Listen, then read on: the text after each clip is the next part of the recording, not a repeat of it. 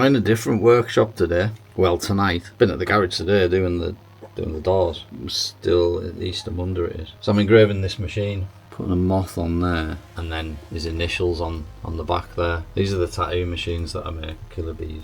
This is one that's like part engraved. I started it at a tattoo convention, got a crocodile on it, wraps all the way around. I started it at a tattoo convention, didn't get it finished. So another one of my unfinished projects. Like they're held together with magnets. That's the motor, and there's a crank goes on there, pushes a push rod. So yeah, I'm engraving this from my pal Kelvin. That's where the motor goes. That's the bit where the push rod goes. So it's like a valve in a car, crank and a valve, not a cam. So I'm doing a moth on that side and his initials on the other side. So I'd hit record and I'll show you what I'm up to. I'm going to do some filigree on it as well, so I haven't yet worked out where that's going to go, but it might be going over the wings, I don't know. So just want to kind of work out where it's going. The initials will be on that side, and I'm going to bring some filigree up from here. I don't know if you can see that, I can barely see it. I haven't done any engraving for absolutely ages, over a year. Right, so I know that I'm going to go over the wing a little bit, like intentionally. I'm going to bring that leaf in there, gives it more depth, bring the filigree around there, and then like I'll do like a fleur de lis probably in there, and then his initials. You know that? That's the rough structure of it. Just want to get this placed in. It can be tricky with these, like balancing them up, you know. I'll go from this side, draw the same design, and then I know exactly where the leaf's going to land. It's easier drawing the structure of the filigree, and then it tells us where the leaf's going to go. Filigree is like, I don't know, the stuff you see around like old old paintings and ceiling roses and carvings in architecture and stuff, but it's also what you see like engraved on guns, or you see it everywhere really. It's mad when you're actually looking for filigree, you know, if you've got your eyes open for it, you see it everywhere in different forms. That's the engraver. I'll show you how it works. It's got interchangeable bits. So that's like a cutting one, that one's for stippling. I made that thing on it just so it's easy to hold. And then that goes into this bit here that's sort of sprung, so it moves in and out. And if you take this bit off here, so that hammer there hits the back of the graver and pushes it through the metal, and you can adjust how far that moves by adjusting that. Now this should be fun because I really haven't engraved in probably well over a year.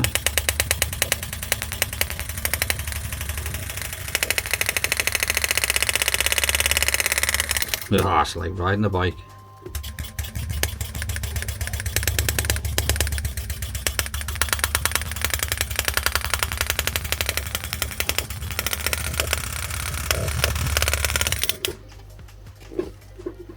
You put like a, well, the way I do it because I'm self-taught with everything that I do, but I'll put like a initial line down, and then it's very much the, you know, the first bit I'll be going back in and hitting the lines multiple times, thickening it, well, not multiple times, but at least twice. But this is actually like better wages for us, you know, money in my basement at home on a night than I do at the garage. Then I can go into the tattoo studio, which is also at home, and make way more money. And this is what I'm saying about it not being financially viable, you know, the garage. It is, I really do look at the garage as more of a hobby, not a business. It could be a business. And I look at the cars as art. It's the sculptures, you know, and part of what I do is I work as a self-employed tattooist, but then I make the machines as well, so that's a business. Like, one of the things with the whole creators, why the reason that it's called the creators, obviously if you've been following for a while, you know that it started as a podcast and turned into what it is now, which has mainly been me messing on with cars. But what I really wanted to do was show all this stuff as well, and showcase other artists and other creative people, the business owners. And so I just think that if it wasn't for creative people and business owners, we would all have nothing. Everything that you've got in your house right now, that everything in your room, you know, look around you, it was all created by somebody who bothered their arse to follow through with what they said they were going to do, and an idea that they had. So I think it's important to help promote and support people like that, and that's what it was about. That's why I started it as a podcast. But one of the things that I've always wanted to do with it is inspire other people to get out there and get creative and do something, but also to show you the creative process, because a lot of people think, oh, I couldn't do that, and I don't know how to do that, and it just drives me mad, to be honest with you. Like, it's just an excuse to not do anything, because I taught myself. I'm not an engineer, but I designed this machine and I manufacture it, and I've got an engineering company, and I've never learnt, been taught how to engrave. But look at what I'm doing here. The cars, completely self-taught. I did do a course at college, like spray painting, panel beating and welding, but didn't really learn much there because the course was massively underfunded, and we ended up sitting on the table most of the time, smoking fags, or out the back smoking fags, or, you know, it was at one point there was no metal to weld, no paint to paint with. Yeah, wasn't very good. You know, people can't say, oh, I can't do that. Well, I couldn't do that either. I taught myself how to tattoo. Nobody taught us how to tattoo. You know, so my point is, I honestly believe that anybody can do anything. Kelvin Slack, go and check him out. Absolutely fantastic artist, and just all round good dude. I'm just making this up as I go along. I don't know what I'm doing. I haven't got any plans or anything. All I know is he wanted a moth. He's got a moth. I think I'm doing like a kind of gothic script, you know, like the font. These machines are, obviously it's funny shapes, you know, you've got funny surfaces, funny shaped surfaces. I teach a lot of this in my online course. I've never said about it on here, but I've got an online course that teaches you how to design and create a portfolio that you can make money from. It's on my website if you want to check it out, immortalartstudio.com, because that's what I am. Ultimately I'm a professional artist. The cars are art to me. The RB200 is a sculpture. I'm not keen on the S. It's nearly there, but I like the way the K comes down to the middle of here, and on that bit there, that's where the electrical connection goes. That bit there, I see a connector, and then that bit there is the depth adjustment. So you put your needle in, and see how this isn't a fully built machine, so it's not set up properly. That wasn't fixed on properly, but there's an adjuster bar there that goes through there into the grip. That's threaded, and that goes through there. That goes on there, and then I need an Allen key to tighten it up. Not that one. So you can change the grips. There's like different grips. That's a brass one. Do different sizes. Anything from 25mm, which is that size. That's do 35mm. That's a 40mm.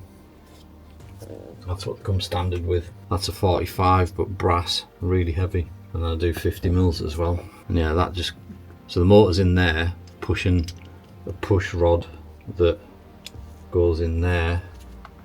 That's a used one, but that goes in there. The motor pushes that forwards, and the spring, it hits the end of there, and that's what pushes the needle out. And then the spring in that pushes the push rod back, so it's just like a floating bar. And then that controls how far, how close the motor is to the needle, therefore being able to control your depth. This is nearly there. I just need to, oh yeah, that helps. Took the kick off the end there and brought that bit down a little bit. I'll leave the kick on there. Now I need to be able to decipher which lines I'm going to go for. Oh, I'll show you another project I'm working on.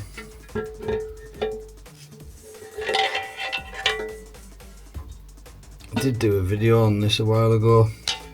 Technics turntable, like fully engraved. The plat is engraved as well where the record goes. And I'm going to inlay a load of Opal into it.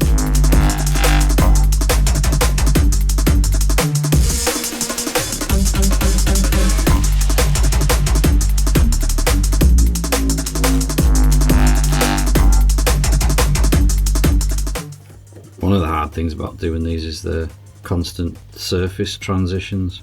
You constantly, because it's very dependent on the angle of the graver as to how it cuts. Normally I've got some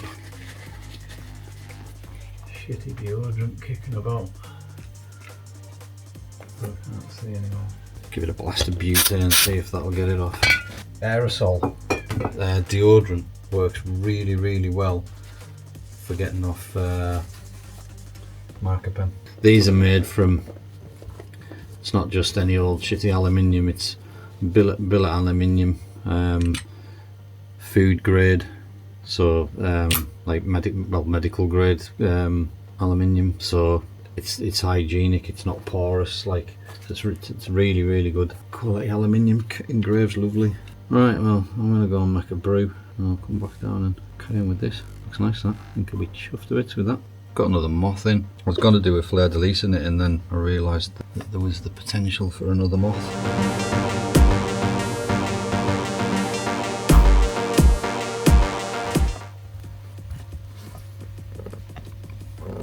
And then I can make these bits of filigree that are coming off there into the like antenna things of the moth. That's the plan. So that was a big fat cut, that.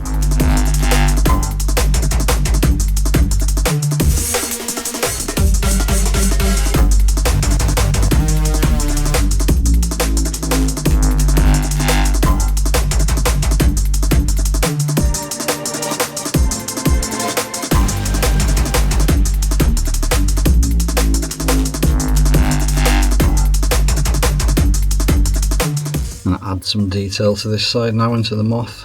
You'll see I'm having to rotate the piece a lot because of the circles. Well, I do have a special vise for doing that, but it's trouble is the machines are so many different angles. It's not just rotating it; it's spinning it around and massively changing the angle, so can't really use the vise for it. That's it there, it sits in a plastic cup, and so you can slide it about in the cup, but you can also rotate it. Those holes are for pegs, so you can put like pegs into that to like hold a ring or whatever. But it's much easier doing a circle when you're engraving, when you can spin the part round like that, you know. But you can only use the vise to grip it one way at any one time, which isn't really suitable for what I'm doing.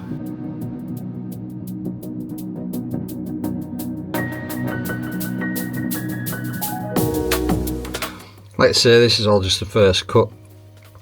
and then I'll go in and I'll stipple around the edges and fill in all the little gaps, like do back shading, and then go in and cut all the lines again and tidy it all up.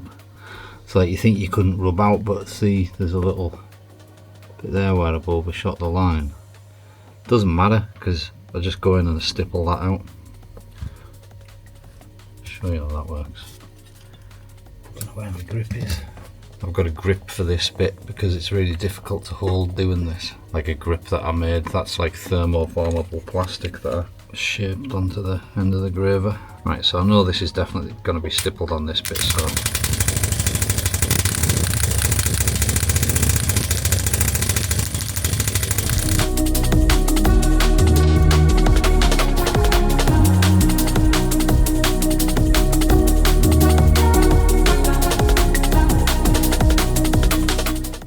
been able to hit that line there without the magnification on. And then obviously, like with a microscope, you can get even, you know, bigger magnification, so be able to see a lot better. Because this is only these geeks are only like, I don't know what they are, ×4 or something like that.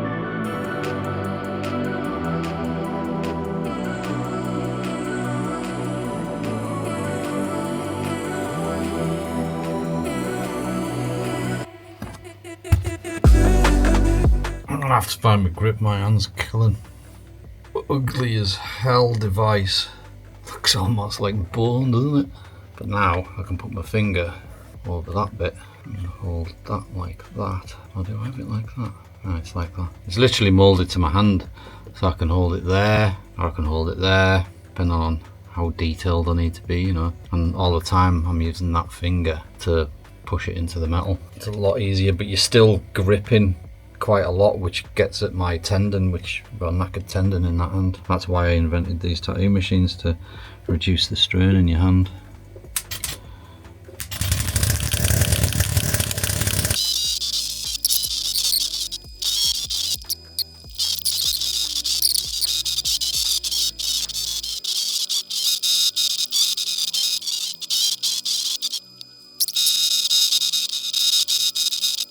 Right, back to cutting.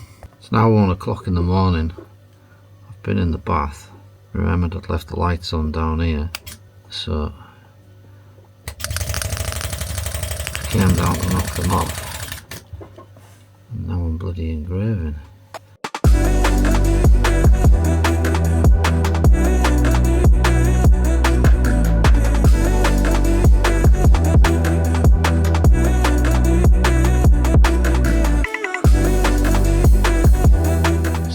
To do, but I'll be going in and putting more details in the wings, like some finer lines and stuff. Might do a little bit of dots. I'm going to get the Dremel out as well for the eyes.